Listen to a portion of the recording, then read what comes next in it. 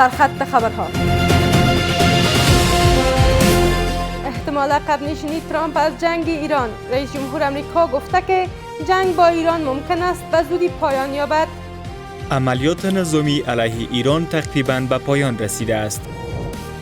هشدار شورای امنیت درباره پیامدهای انزوای افغانستان. سرپرست یونما میگوید که انزوای افغانستان بی‌ثباتی و مهاجرت را تشدید می‌کند. افغانستان ممکن است بار دیگر به منبع بی‌ثباتی منطقه‌ای و جهانی تبدیل شود.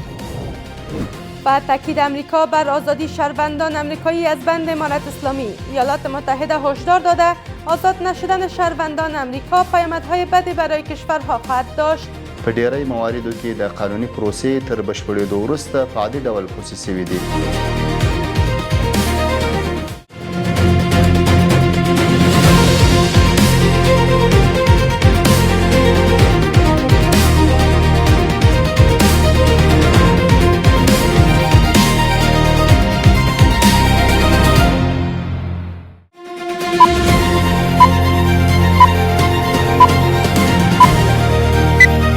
سلام و وقت شما بخیر. به مجموعه خبر این ساعت از میز خبر آفاق خوش آمدید. امروز سه‌شنبه 19 مهر 1404 هجری خورشیدی است که برابر میشد با 10 مارس 2026 میلادی. مشروع خبرها. در 11مین روز رویارویی سنگین نظامی آمریکا و ایران، دونالد ترامپ گفته که جنگ با ایران ممکن است به زودی پایان یابد. او تاکید کرده که روند عملیات نظامی بسیار سریعتر از برآورد اولیه او پیش رفته است. در مقابل وزیر خارجه ایران میگوید که طرحهای آمریکا در ایران به شکست مواجه شده است. گزارش از حضرت محمدی بیغش.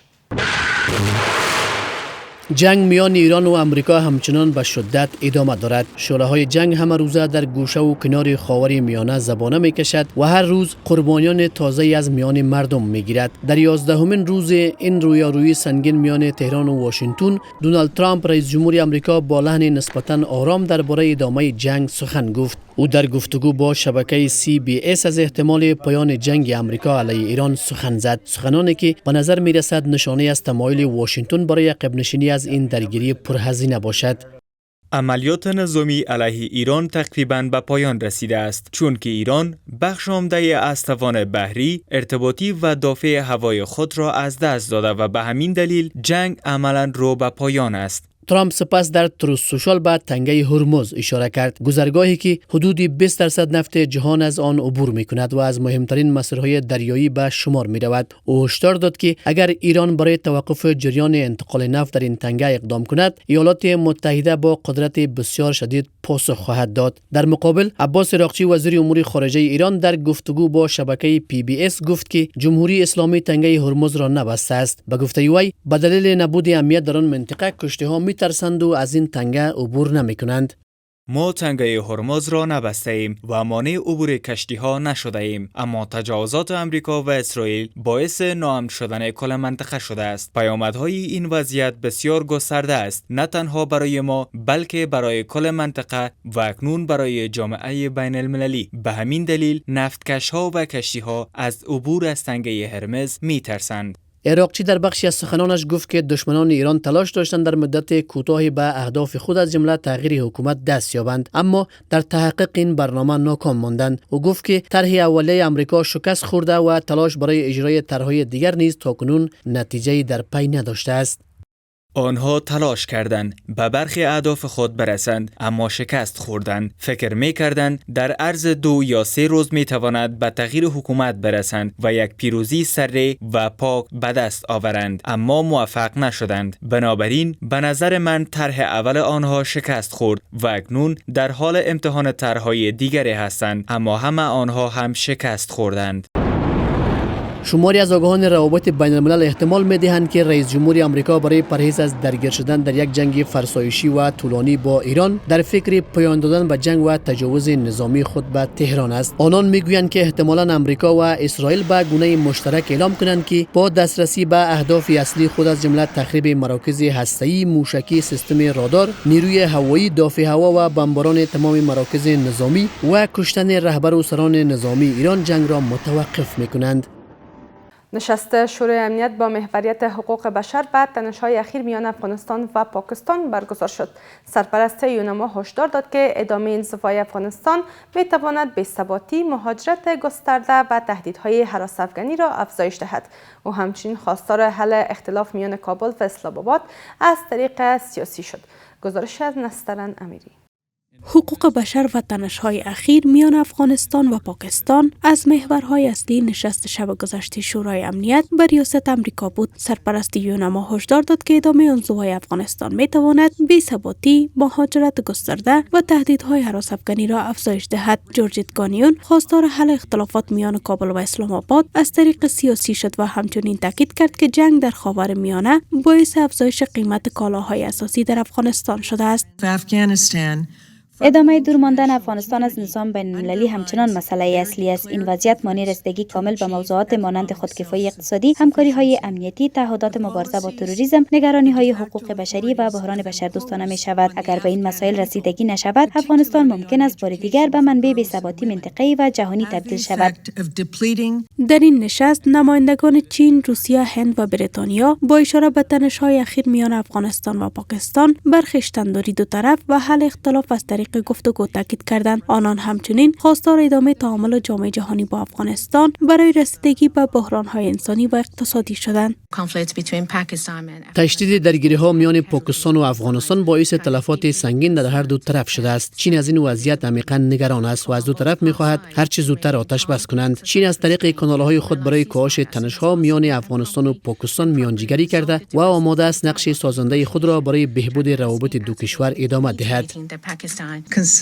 روسیه همواره از تدوین یک رویکرد جامع و واقع بینانه در قبال افغانستان حمایت کرده و همچنان نیز از آن حمایت می‌کند. این رویکرد بر تحلیل عینی و ارزیابی متوازن از وضعیت کشور استوار است. این یک ضرورت اجتناب ناپذیر است.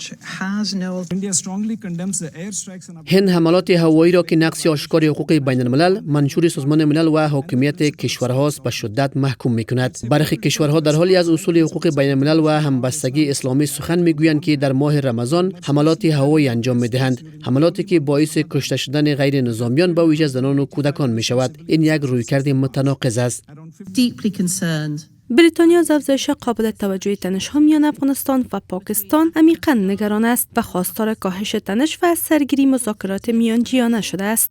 در این نشست نماینده آمریکا اعلام کرد که مردم افغانستان سزاوار شرایط بهترند، اما واشنگتن نسبت به تعهدات بین المللی حکومت کابل تردید دارد. در سوی دیگر نماینده پاکستان نیز خواستار اقدام قابل اعتماد امارت اسلامی علیه هراس افغانی شد. اقدامات طالبان نشان دهنده سوی نیت است و باعث شده ما نسبت به تمایل آنها برای رعایت تعهدات بین المللی یا احترام به الزامات بین المللی افغانستان دچار تردید شویم. پاکستان به عنوان همسایه نزدیک با پیوندهای عمیق فرهنگی و تاریخی بیش از هر کشور دیگر خواهان صلح و ثبات در افغانستان است. خواسته پاکستان از طالبان واضح است: اقدام قابل تایید و برگشت ناپذیر علیه هراس افغانان و جلوگیری از استفاده از خاک افغانستان علیه همسایگان.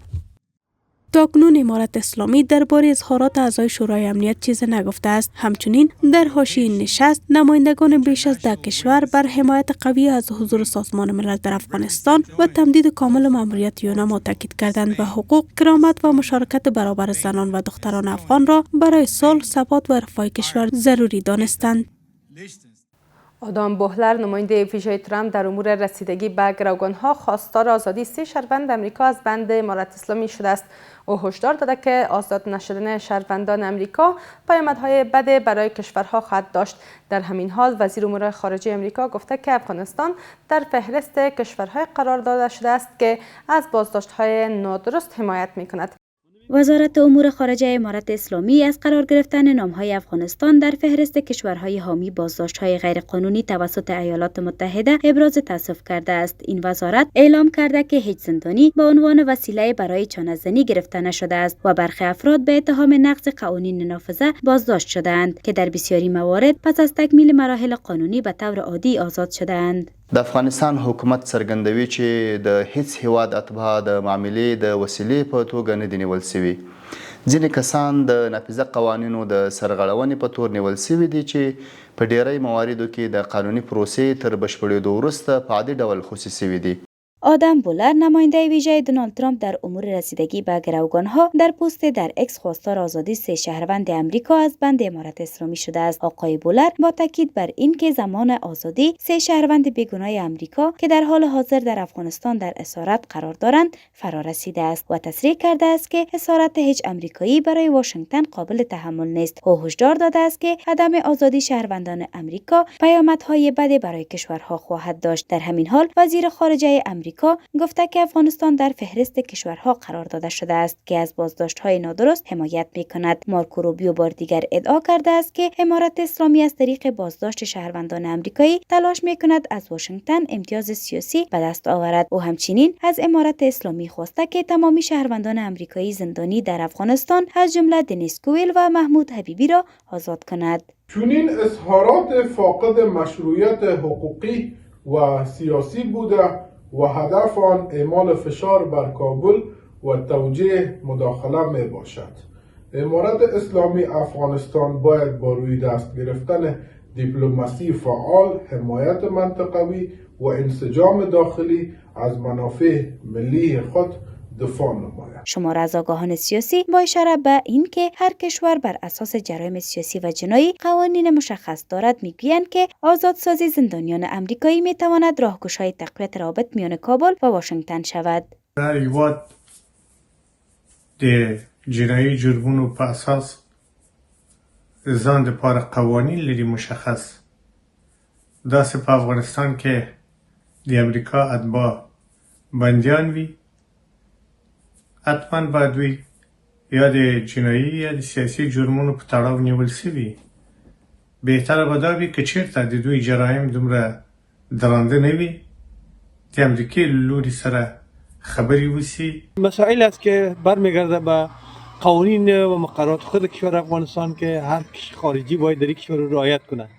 البته این نه به گونه گروگان است بلکه به خاطر جرم را که مرتکب شدن. بدون شک تبادل زندانیان قبلی مثل پال اوربی، مثل رایان کوبرت، جورج کلسمن و ویلیام مکندی به اساس تبادله صورت گرفت. پیش از این ذبیح الله مجاهد سخنگوی امارت اسلامی گفته بود که مذاکرات آنان درباره تبادله زندانیان با امریکا تا هنوز به نتیجه روشنی نرسیده است. همچنین چند پیش 2 شهروند امریکایی از زندان امارت اسلامی آزاد شدند. امیر امیری در سپتامبر 2025 پس از حدود 9 ماه بازداشت به کشورش بازگشت و جورج گلوزمن نیز در 20 مارس 2025 پس از بیش از 2 سال بازداشت آزاد و به کشور خود بازگشت. سپاسگزاری میکنم از همراهی شما تا این دم. به همین ترتیب رسیدیم به پایان مجموعه خبری این ساعت از میز خبر آفاق. تا دیدار بعد، خدا نگهدار.